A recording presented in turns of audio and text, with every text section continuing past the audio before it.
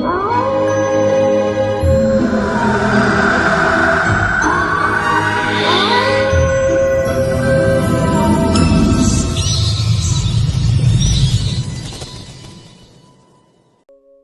2018 की बात है। हिमाचल प्रदेश के एक छोटे से शहर मंडी के पास एक पुरानी सुरंग है जिसे लोग ब्लैक टनल कहते हैं।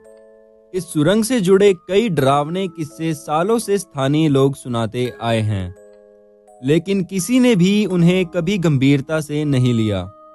आरव और उसका दोस्त कबीर दोनों कॉलेज के स्टूडेंट थे।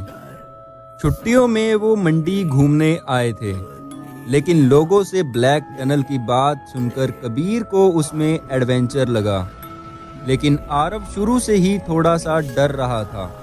कबीर ने हंसते हुए कहा, भाई लोग ऐसे ही बकवास करते हैं, भूत वूत कुछ नहीं होता। दोनों ने तय किया कि रात के 12 बजे ब्लैक टनल में जाएंगे, वो भी पैदल।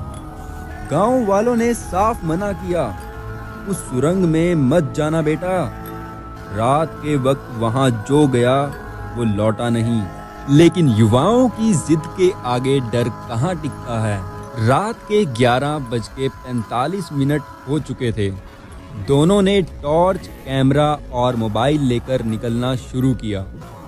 चारों तरफ सन्नाटा था और जंगल की हल्की आवाजें माहौल को और डरावना बना रही थी। टनल तक पहुंचते पहुंचते 12 बज गए थे।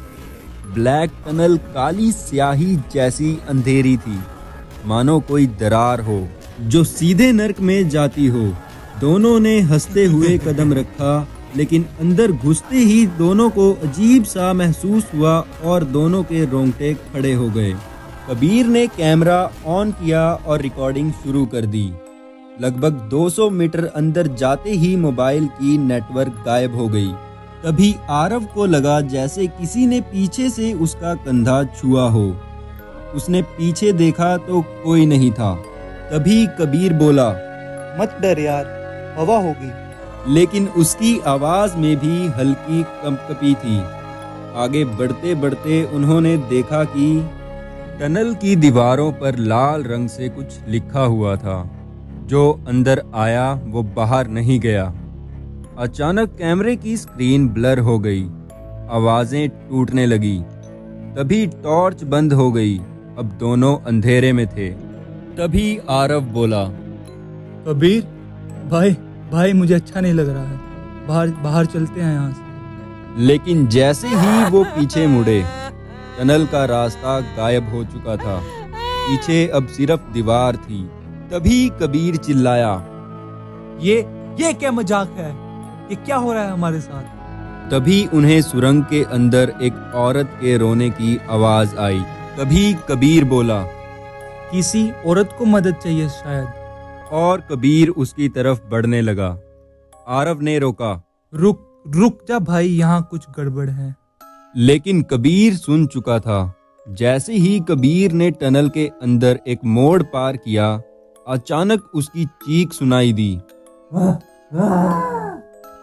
आरव भाई बचा ले। आरव दौड़कर वहां पहुंचा, लेकिन वहां कबीर नहीं था। बस उसका कैमरा गिरा हुआ था और दीवार पर खून से लिखा हुआ था, अब तू।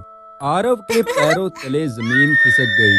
वो टनल से भागने की कोशिश करता रहा, लेकिन हर रास्ता दीवार में बदल जाता था। आवाजें बढ़ती जा रही थी।